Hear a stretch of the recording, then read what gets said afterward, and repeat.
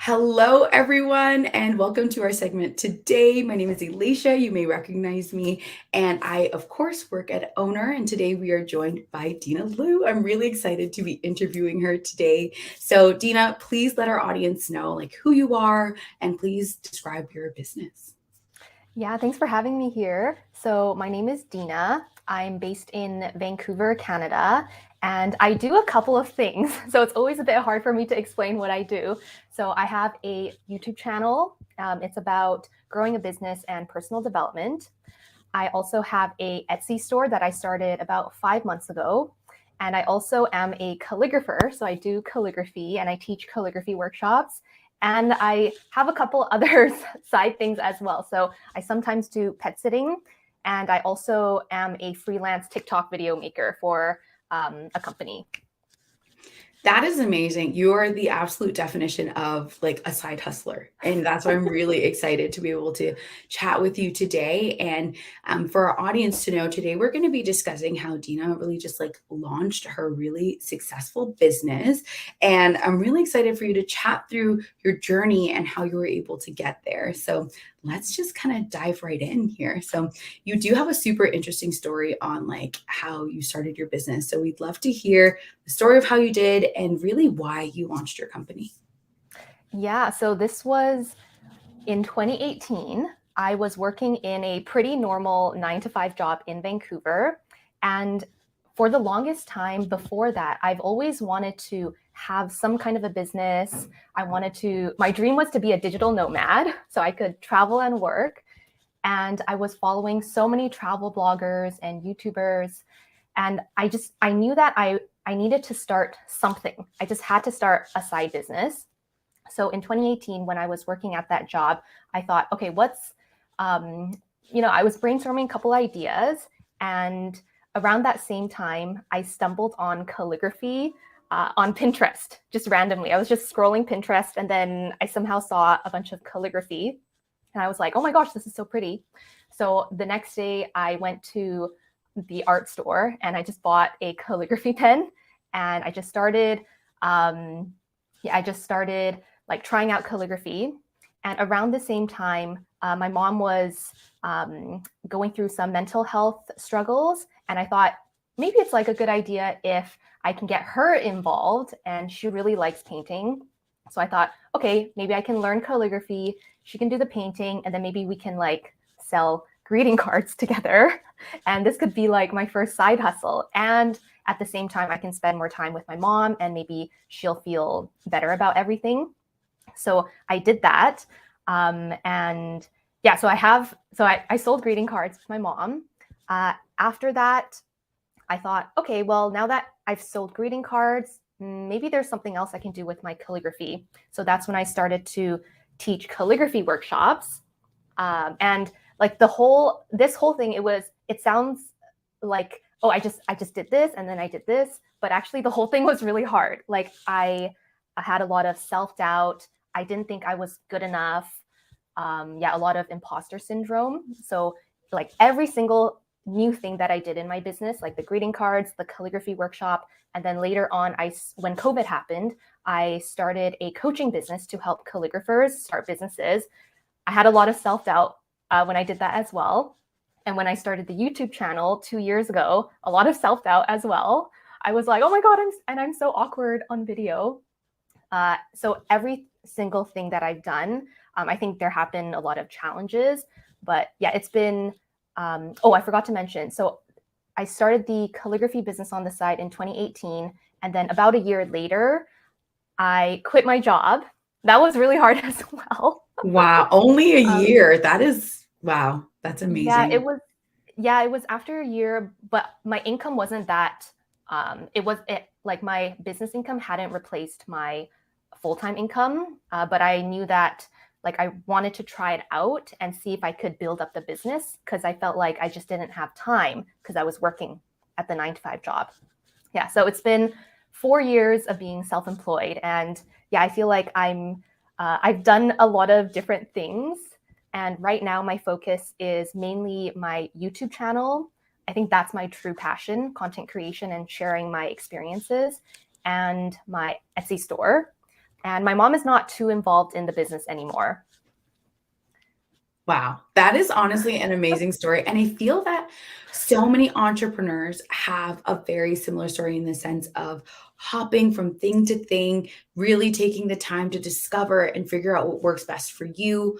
I love you being able to share a lot of your inspiration just coming from getting close with your mom. I think that that is a beautiful way for you to start a business, but also be able to spend a lot of time with her. I think that is such a lovely story. And I think it, or at least I hope it'll give a lot of different entrepreneurs some hope to kind of say, okay, I don't have to always have it figured out in the first go. Like this was a 4-year journey, like you mentioned. It took you some time to really figure out what was right for you. And I'm really happy that you pushed through and continued. And for people who don't know, I actually discovered Dina through her YouTube channel, which I watched. And honestly, it was so great because you get very vulnerable on there and you share your story. And I think that that's really cool.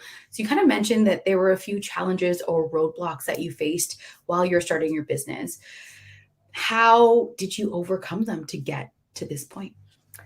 Yeah, I think there were definitely a lot. I think the biggest one was probably confidence and just, just like overcoming imposter syndrome. And I was also like, I cared a lot about what other people thought of me. So at the very beginning, I was like, oh my God, what do my high school people think of me? Oh my gosh, like because I'm showing up a lot on social media and I'm promoting my products and I'm thinking, oh my gosh, I hope they don't think I'm too salesy or I'm Yeah, trying because to your sell first advice. audience is always the people you know. Like you start with who Yeah. you know. Yeah. So I think at the very beginning, that was difficult, especially the confidence bit, because I started learning calligraphy, and 2 months after learning calligraphy, I started to sell greeting cards. So I was like, I don't know if my calligraphy is good.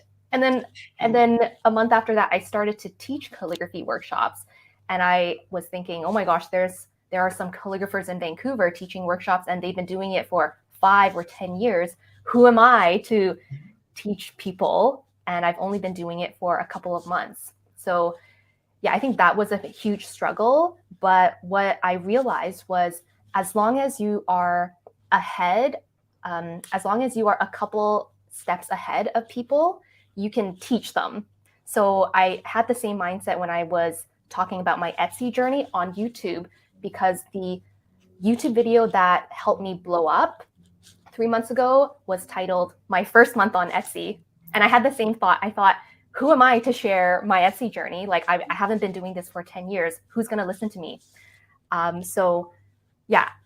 So when I was debating whether or not to make the video, I was thinking the same thing. Like, okay, maybe I'm just a beginner, but at least I started it, and I made 10 sales. I think it was 10 to 20 sales, and I'm a couple steps ahead of these people who want to start an Etsy store. So, okay, I'll just share it. And that is the video that really helped my channel grow from like 5,000 subscribers. And today I just hit 25,000. What? So like Congratulations. Yeah, thank you. 3 months period. That is incredible. And that is a huge milestone. There are a lot of people out there still trying to hit like 100 subscribers, let Or alone 1,000 subscribers, right? So that is absolutely incredible. And thank you for sharing that. A big thing for you was just around that self-confidence piece. A lot of people will say, sales or grinding or this or that, but you opening up to kind of say, no, like it was about having that confidence piece. But it's funny, along my 9 to 5 career journey, I previously worked at a learning management service where we tell people all the time, we say, teach from where you are. Like you have something to teach. And exactly like you did, you were a few months ahead of the people who you're teaching calligraphy to. You're a few steps ahead of those who you were teaching how to like launch an Etsy store to. You taught from where you were. And I also think that because you were so close to where those people were, it creates a sense of relating to them. Because like, oh my God, wait, a few more months and I could do calligraphy like Dina, or a few more tries on my Etsy store and I could hit 10 to 20 sales myself. So I think there's also power and strength in teaching from the beginning and showing people your process along the way. Yeah, totally. I get a lot of comments that say, oh my gosh, Dina, I love your video because it's not like you made $1 million from Etsy. Like it's not like my video is like very relatable. Yes, that's exactly what it is. Because there are times, because I'm creeping along on YouTube and I'm like, okay, I have an idea. Like I could sell these stickers and I can make I can be a billionaire from these stickers, can't I? And so you watch these videos, you're like, oh my God, this is so possible. And then you get to like opening your store. Then you get to like putting a little few things together. And then it's daunting, right? But to see somebody who's already taken those steps, who's in the early parts of their journey as well, it really does make it achievable and possible for so many other people.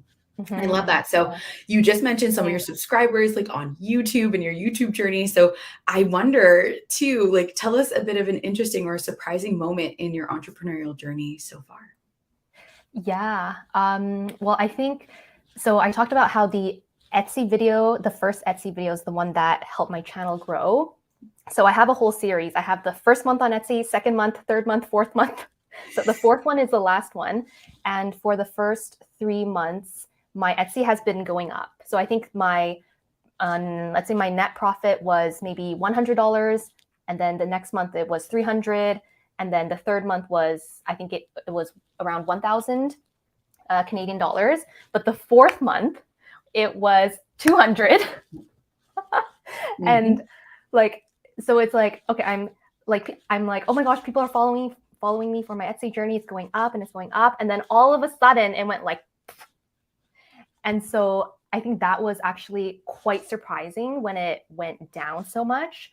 And I was thinking about making the video and I was like, oh my God, like, what are people going to think? Like, oh my gosh, my Etsy store went down and they're not going to trust me anymore. But I still made the video anyways, because I think in business, it always goes up and down and up and down. Yes. And I think with the economy, and I also think because February, okay, so January was the best month. It's because people have New Year's resolutions to start a business. And my Etsy shop niche it's like resources for business owners. That's why in January, that's why I made a lot.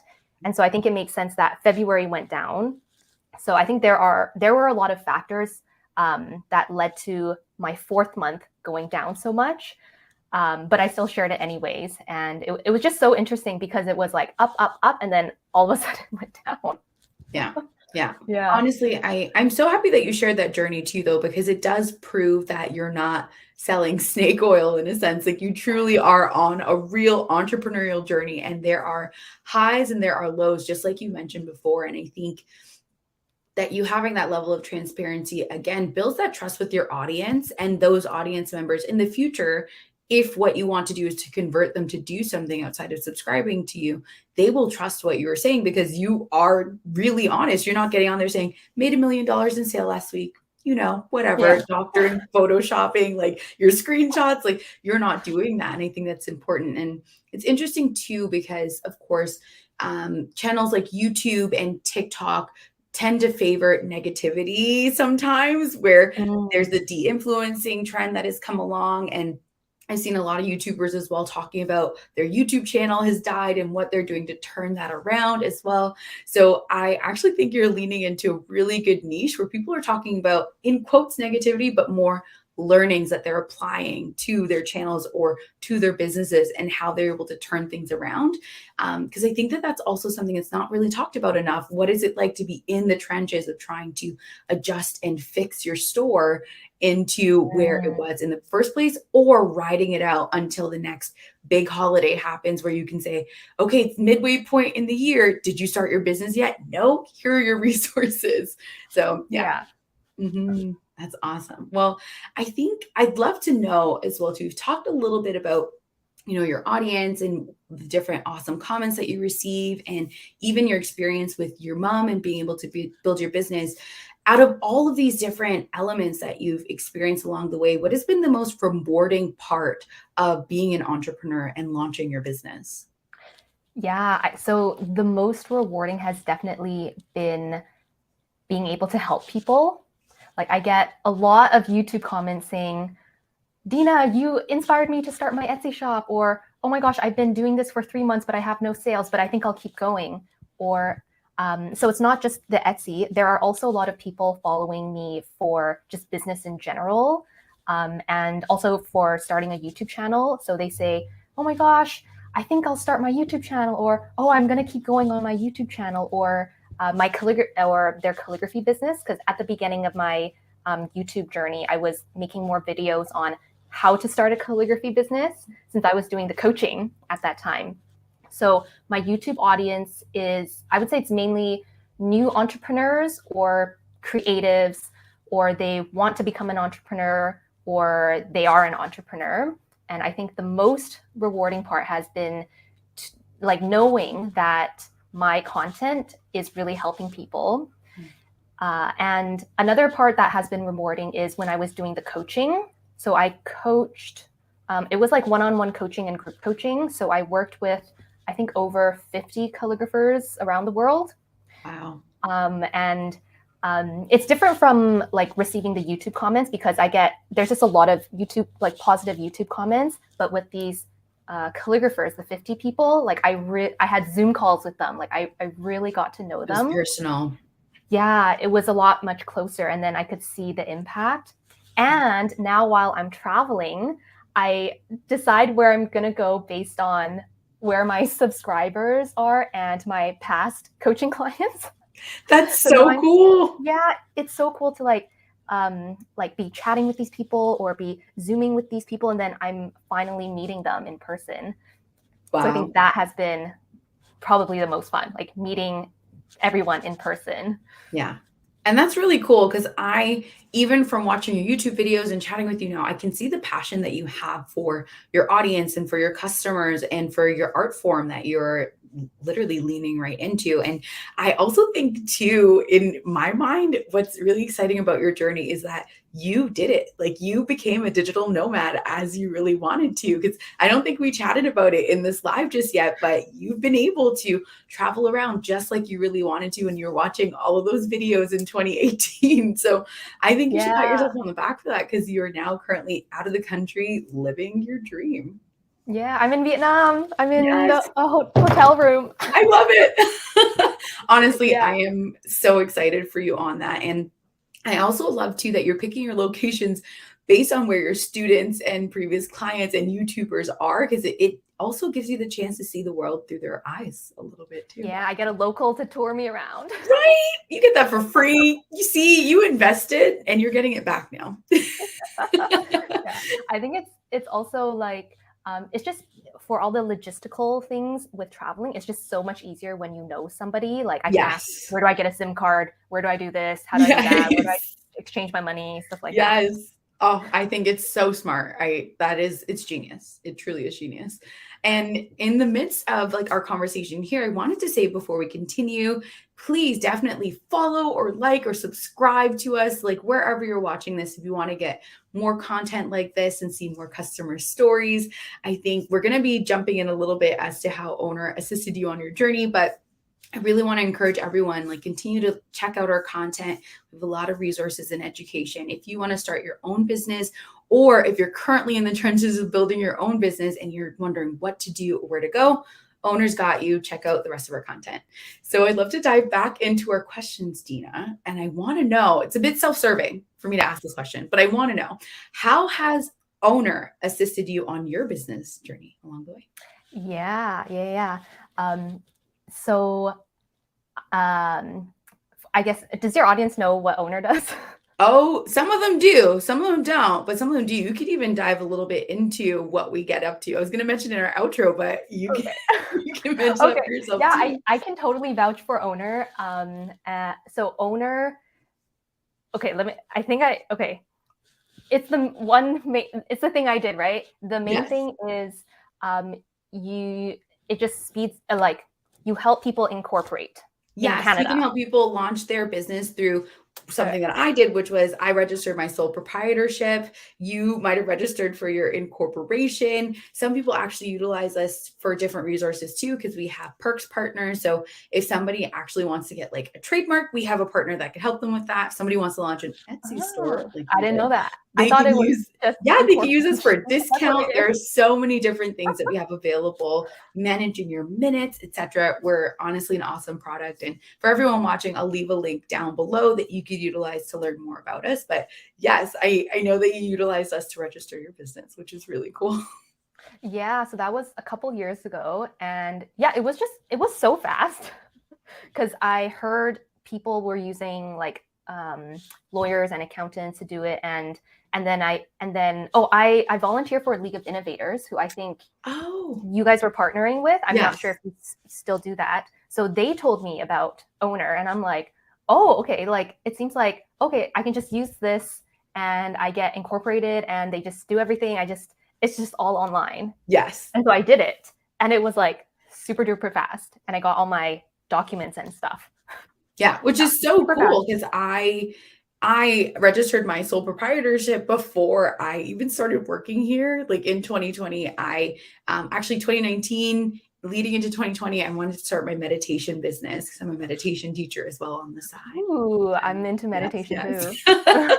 And I did all of that through Ownr.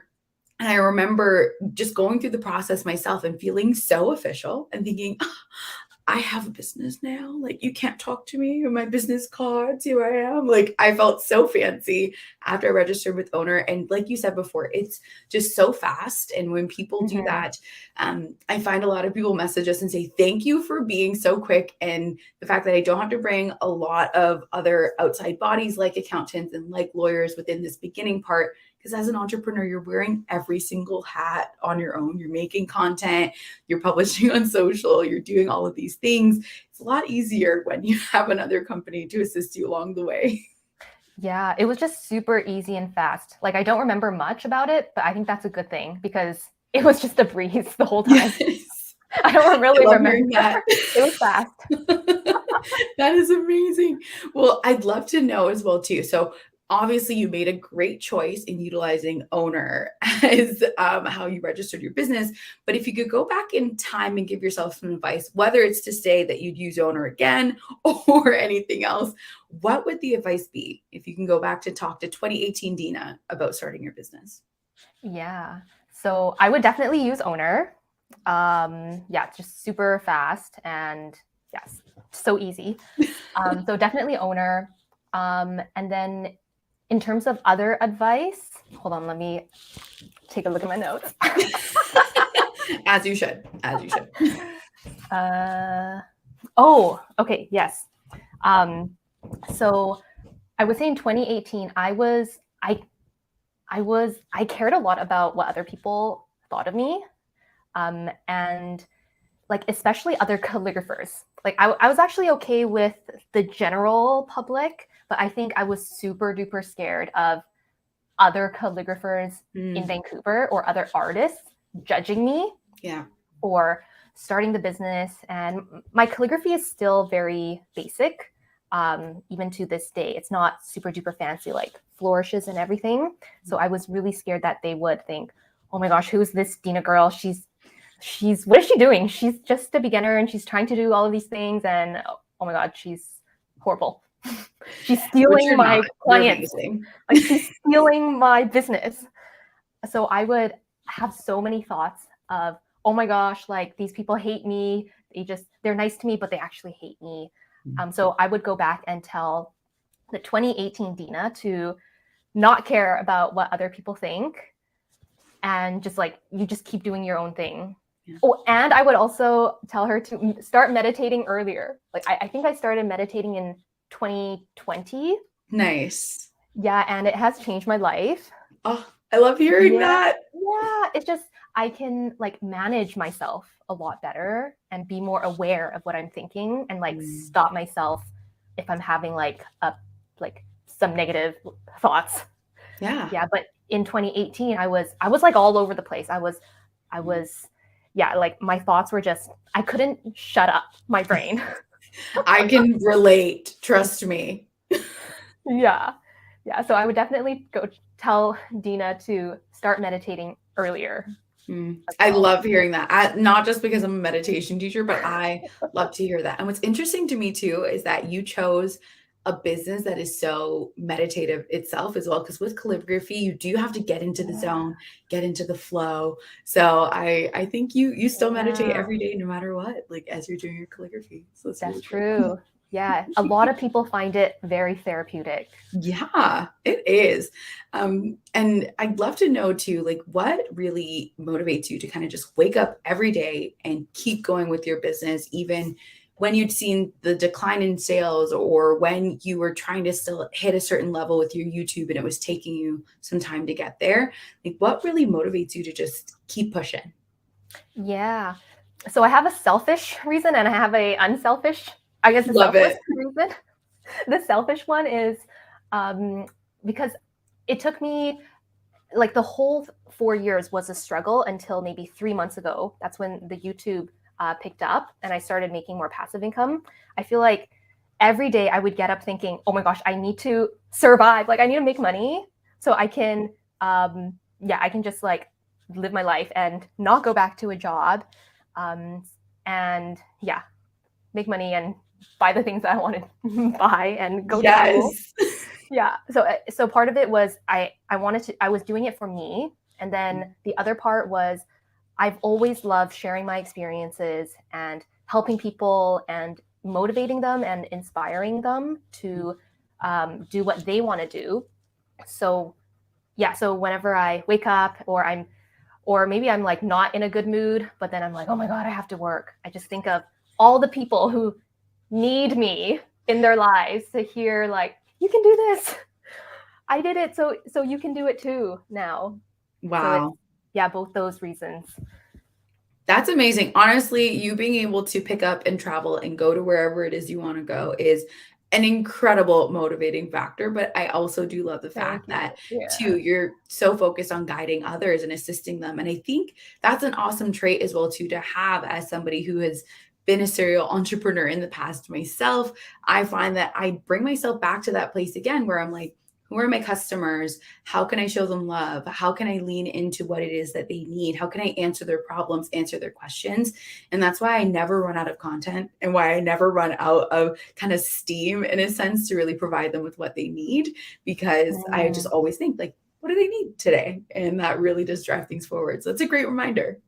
Yeah. And I know I mentioned money as like a motivating factor, but I think for the other thing, like the me helping people, I would still do it even if I wasn't making a lot of money. Like maybe I would like find another way to make money, but then I would still like do my YouTube and everything, even if I wasn't growing. Yeah, absolutely. And that's been the story for so many people. Some of my favorite creators are a lot of the ones who don't even have like a side hustle or anything. They just have a 9 to 5 and then they also make content as well too. And I'm like, yeah, live your life. And in some cases that's better because you don't have the pressure to make money. Exactly. But at the same time though, you quitting your job when you did, it worked out. So it did. Yeah. There's two sides. That's awesome. Well, thank you so much for your time, Dina. This has just been such an inspiring conversation. And I love it if you could let everyone know, where can they find you online? How can they discover you? I'll leave links in the chat as well too for people to see, but please let them know. Yeah, so you can subscribe to my YouTube channel. Just search my name, Dina Lu. And I'm also very active on Instagram stories. So my Instagram is Dina D Lu with the letter D. Just a letter. Nice. Dina D Lu, because Dina Lu was taken. Yes. We'll find her. That's okay. You can buy it back later. Once you hit that 1 billion with the calligraphy, you can buy Dina Lu. Oh yeah. That's great. Well, thank you everyone for joining us for this fireside chat with Dina, and be sure to join us next week for another talk that we have coming up soon, which is really special. It's about taxes, but I promise it's more interesting than it sounds. Ooh, I think I need to watch that. You should join that one. I need to do my taxes. Oh yeah. Definitely join that one. I promise. It'll be a good one. Okay. Thanks again for your time and goodbye everyone.